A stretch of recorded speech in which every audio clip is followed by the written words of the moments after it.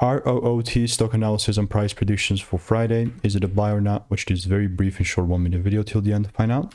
Especially looking at Root Incorporated. Bro, this thing is crashing. Yesterday crashed. 27% down. It's not small. You can see like my idea was, that's why I even had this waiting text.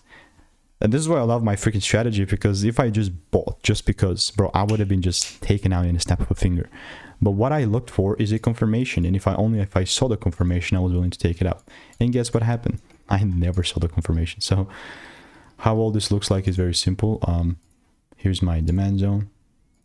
It's still, I mean, technically in a bullish range, but without a proper confirmation, bro, I'm not taking no trades up here. Bro, very, very simple. Like,